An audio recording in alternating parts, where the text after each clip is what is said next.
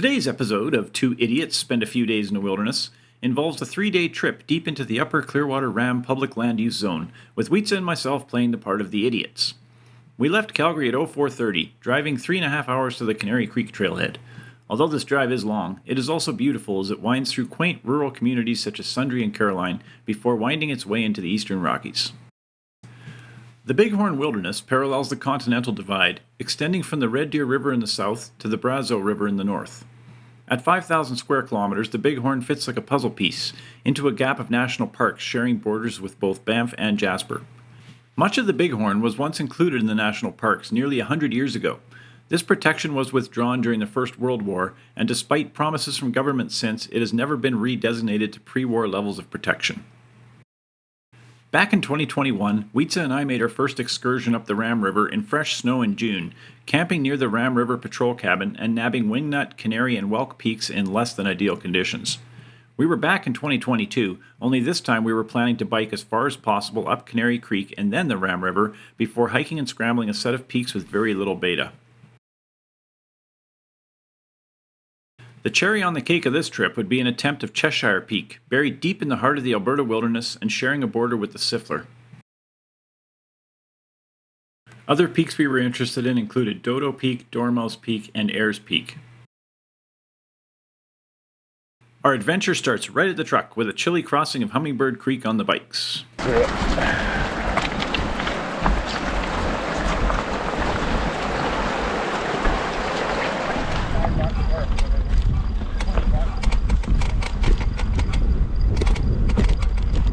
After biking up the Canary Creek Trail earlier in 2022, I wondered why this approach is not typically considered as a bike approach to the Upper Ram River area. Sure, it was rough and very damaged in spots, but how is this any different than the trail Wietze and I had biked in 2021?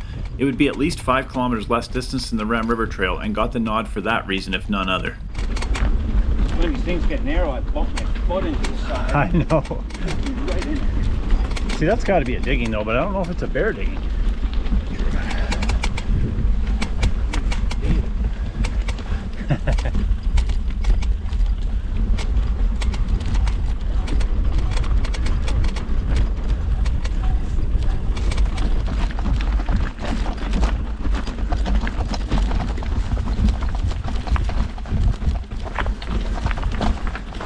The trail up Canary Creek deteriorated significantly after the first 6 kilometers, thanks to severe flooding. With less room for the trail to coexist with the creek, everything combined into a jumbled mess at this point, and the biking became very difficult. For the next few kilometers, we rode bits of trail, pushed bits of trail, and half rode, half pushed the rest. Nice.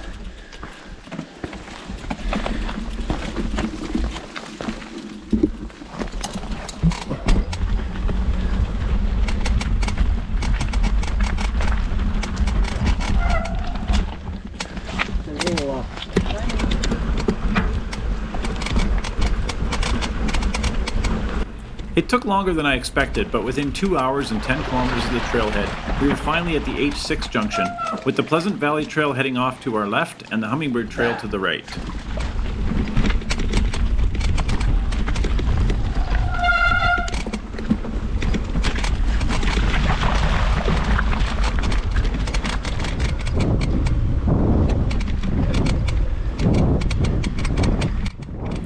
Pleasant Valley was actually pretty cool, especially where rock slides from Finch and an unnamed outlier of Wingnut came together at Valley Bottom. It was too bad, but the trail was almost unrideable in sections thanks to rock debris and deep ruts.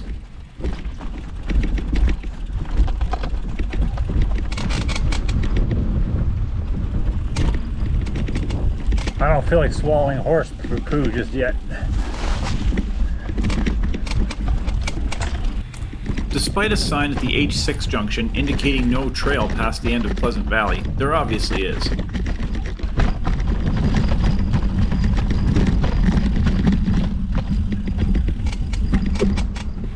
Most folks leave their bikes at the end of the Pleasant Valley approach, just before a 150 vertical meter drop down to the Ram River, which obviously needs to be regained on return. We wanted to enjoy the ride down to the Ram River as well as bike as far as possible up it, so we continued down the steep hill. Good.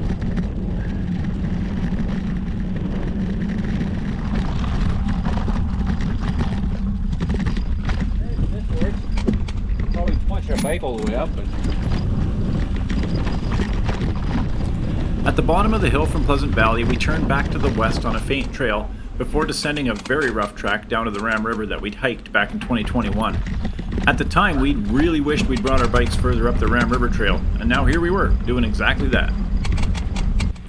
The river flats from the bottom of the hill to a cut line along the Ram River Trail were okay, but weren't the best for steady riding. Deep horse ruts resulted in our pedals slamming into the sides of the trail as we rode, which really sucked.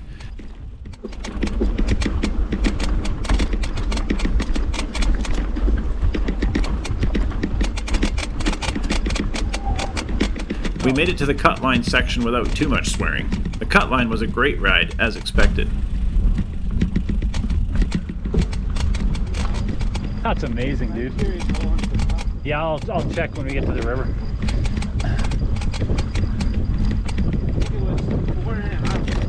Yeah, I would think no less than that. That's for sure.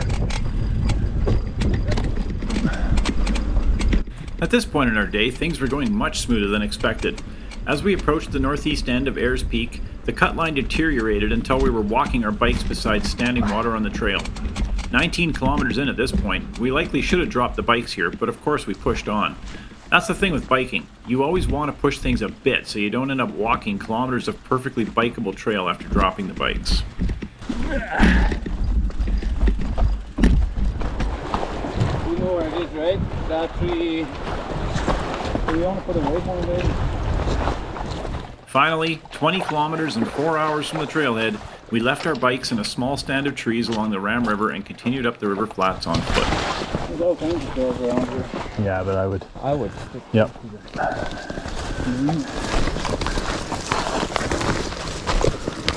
Ever since first learning about the Upper Clearwater Ram Plues, Really? I've been pretty keen to get as far up the Ram River as possible to try some of the lesser known Alice in Wonderland themed peaks in the area.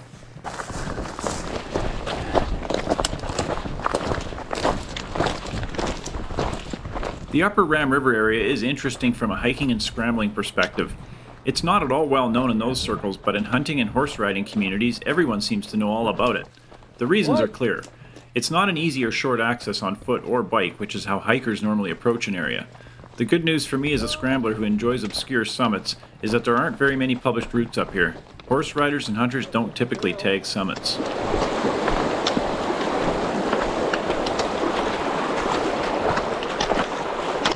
We'd decided at this point that unless things really slowed down, we were going to ascend Dodo Peak on the first day. I know, I probably won't bother going up. There's a sign there too. We spent an hour hiking the 4 kilometers from the bike drop to the old Headwaters Patrol Cabin.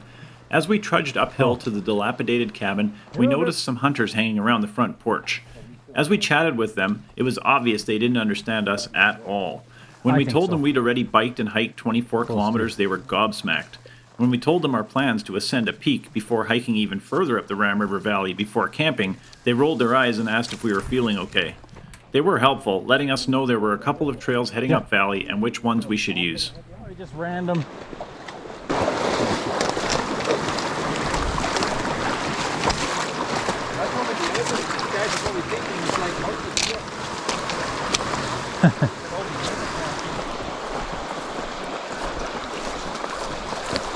I guess that's Dormouse, obviously. Somewhere up to the right. Left? Yeah, left. Soon after leaving the hunters, we came to a meadow of low willows, leading to a small headwall with a scenic waterfall.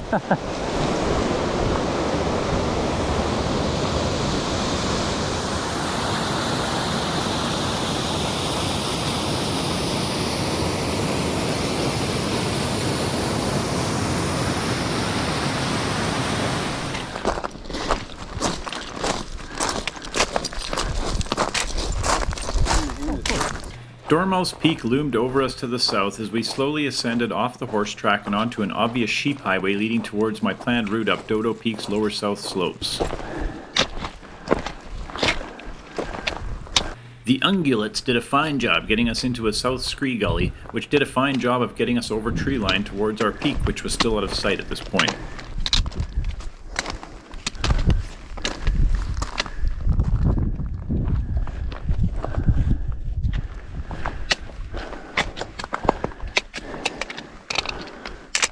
The clouds grew darker and darker along with our elevation, and by the time the 3,060 meter summit was finally in sight, we were in sleet and light rain.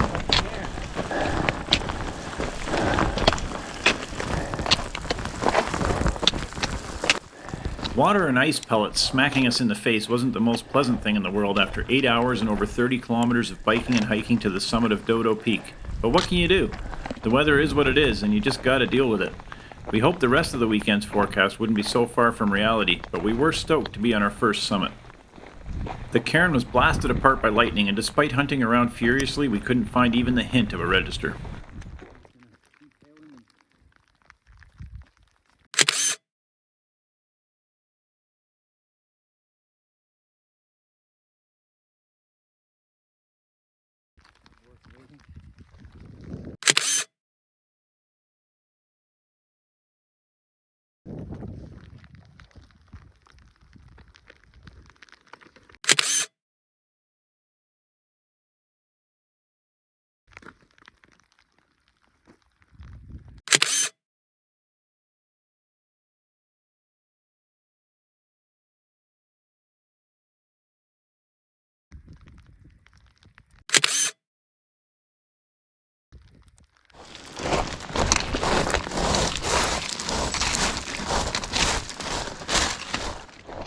Despite being tempted to hang around for clearer skies, we still had a long way to go and started our descent.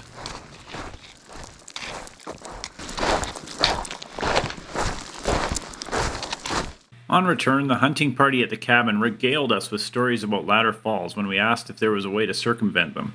We learned the origins of the name. Supposedly a group of firefighters from Edmonton brought ladders all the way up the Ram River to get past the falls to mythical hunting grounds further up valley. I have my doubts as to the veracity of this tale, but it makes for good storytelling. Apparently other hunters have hired mountain guides to get them up and over this frustrating obstacle. The next day we would see why one would want to get further up the Dodo Valley. There are at least 3 beautiful lakes and a lot of stunning terrain hidden back there.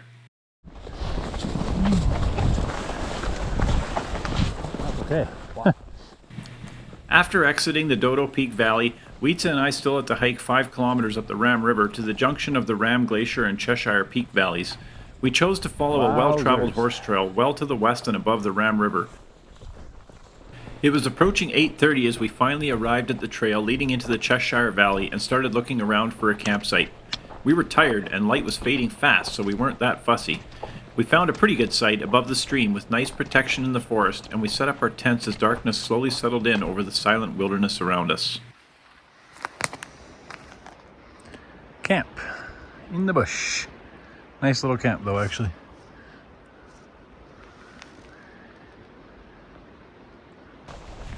I woke up at 0400 to raindrops singing on the walls of my tent.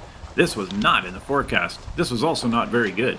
Wietze and I had big plans for today, and rain would definitely impact our success. I sighed and rolled over, waking again at 0530 to the sound of silence. Everything was soaked as we left our tents, but the sky was breaking up, which was good news.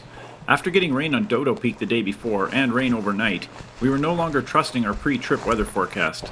This isn't a great feeling when you're 40 kilometers from the trailhead on a trip that depends on clear weather. Incredible.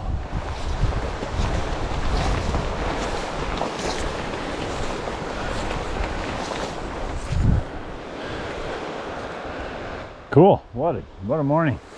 This morning was nice and cold, but then you said insert. Within an hour or so from camp, we were passing lower south slopes of Dormouse Peak, our planned second peak of the day. Within another hour, we were experiencing pure hiking magic in alpine meadows between Cheshire and Dormouse Peak.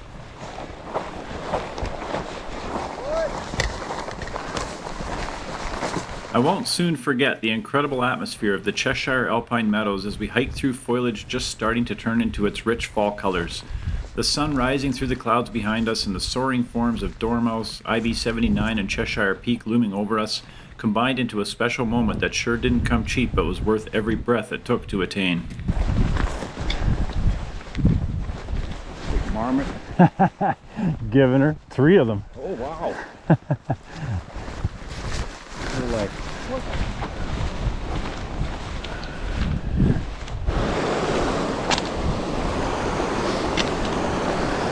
We continued to follow my planned route up the Cheshire Valley before spotting an incredible landscape ahead, consisting of a rock gate between two dramatic outliers of Cheshire Peak.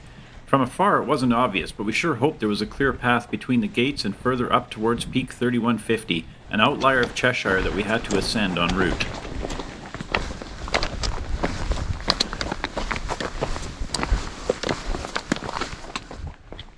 A curtain wall with thin waterfalls plunging down it greeted us as we rounded the rock gates. At first glance, we were totally screwed. The cliffs were high, steep, and had problematic snow and ice on them. I spotted a scree cone to the right of the main wall towards a smaller waterfall with what looked like a series of shelves that could possibly be scrambling terrain.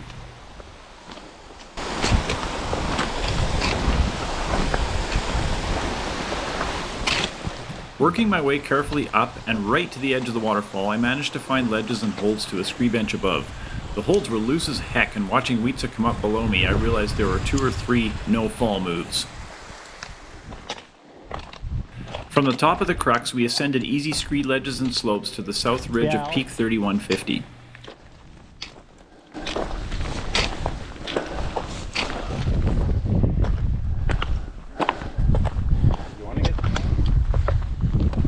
The route beta I had indicated the ascent party went over top of both Peak 3150 and a 30-55 meter bump to access Cheshire. We didn't think all the extra height gain was necessary.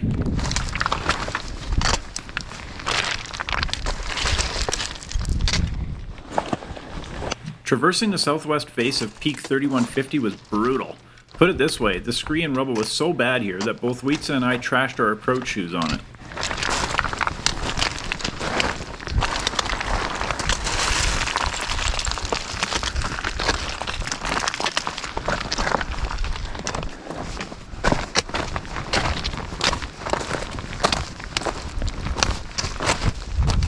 After traversing under Peak 3150, we had another brutally loose traverse under another outlier, this one ingloriously dubbed the 30-55 meter bump.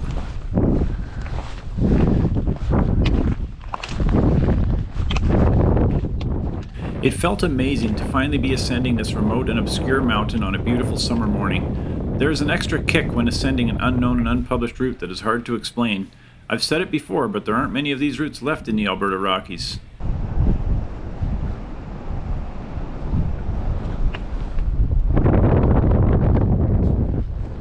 Finally, we hiked up the easy south ridge of Cheshire to stand on its 3167 meter summit with stunning views in every direction.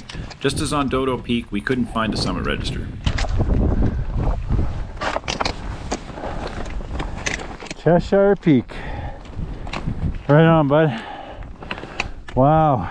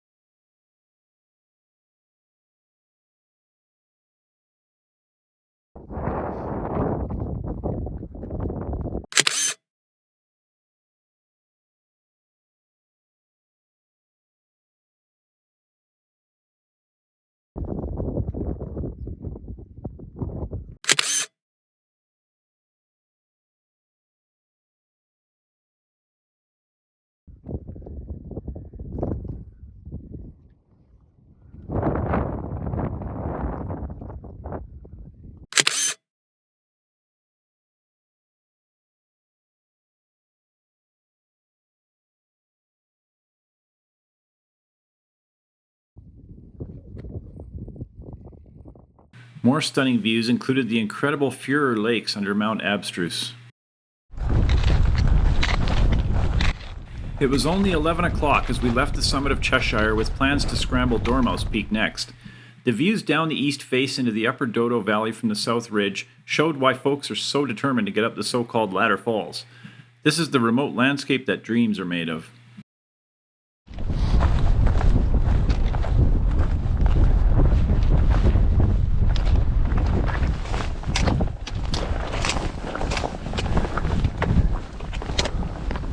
We We hiked, balanced, and swore our way back along the horrible scree traverses, and slowly down-climbed the crux, taking care on the loose holds before exiting the head wall and hiking down valley towards our next objective, the south face of Dormouse Peak.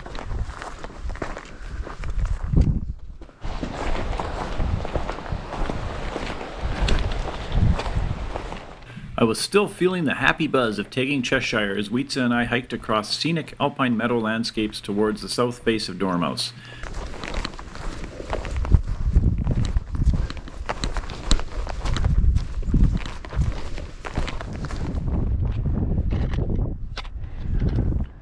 Despite being tired from the previous day and the morning's efforts, we started to quickly gain height over the valley, scrambling easily up the south face on a mix of scree and slabs. At 1500 hours, we stepped onto the second summit of the day and the third of our trip. We were the first to sign the summit register since Ephraim the year before, and the fourth since 1997 when the Grizzly group left it. Good job.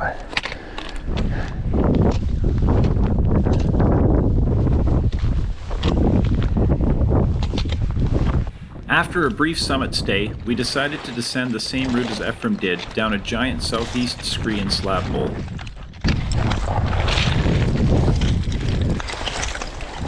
We finally escaped the somewhat manky bottom of the gully on hard pan and slabs back to our approach line from earlier that morning.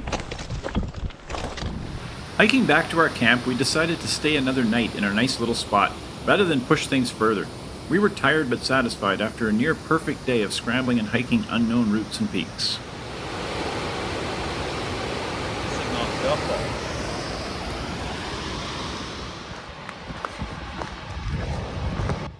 After supper, we hiked to a scenic set of falls coming out of the Ram Glacier Valley along the Ram River nearby.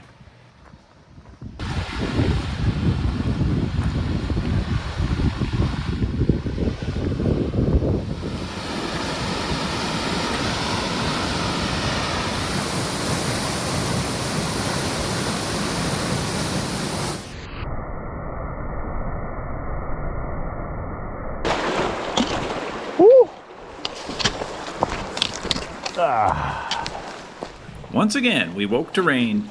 Thankfully it wasn't heavy, and by 0500 we were packed up and starting our long egress along the Ram River Trail in the dark.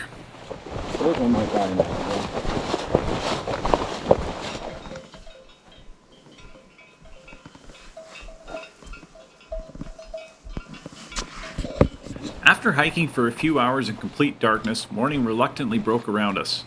I wasn't feeling like an ascent of Heirs Peak at this point, but Wietze managed to talk me into it.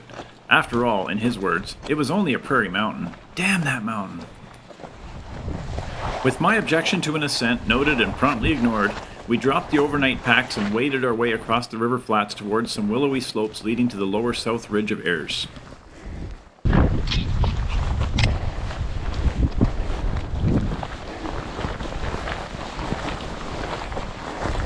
Now that I was up the dang south ridge of Heirs, I was determined to beat the obvious storms moving in from the west and the north.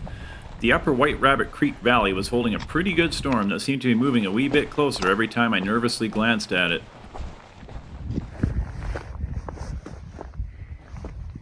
Views from Heirs Peak included the Ram River Valley and peaks such as Canary, Wingnut, Canaria, Finch, Whelk, Caterpillar, and Cheshire.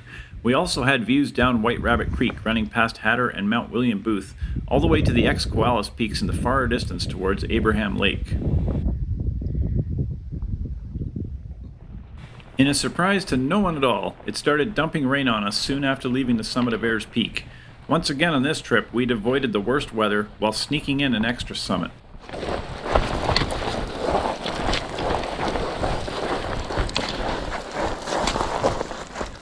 Within only around 2 hours of leaving our overnight packs along the South Ram River Trail, we were back at them, proving that Heirs really is just an add-on peak. On hindsight, I'm really glad we ascended it. It was the one bright spot in what turned out to be a very challenging and dreary day.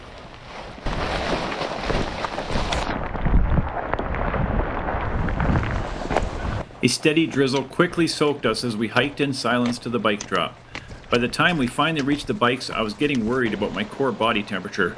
It was only around 5 degrees at this point, and we'd been wading back and forth along the Ram River for the past few kilometers, which really didn't inspire my body to warm up.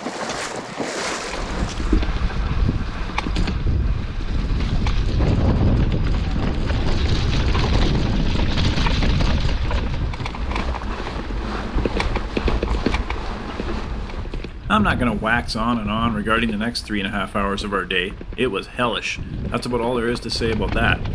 Easy sections of riding on approach were now so slick that even Yeah, you normal should. pedaling resulted in the back end of our bike sliding out from under us.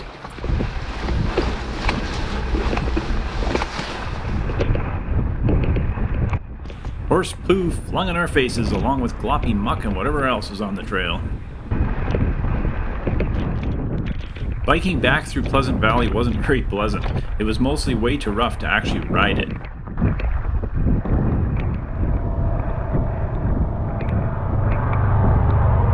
Passing some very confused ATV riders was hilarious.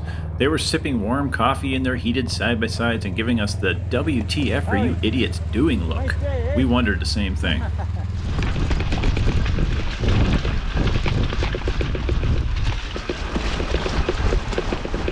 The Canary Creek Trail wasn't as bad as I expected it might be, to be honest. Sure, it was horrible with slick muck and many walking sections, but we rode a lot of it, and it certainly was quicker than walking would have been.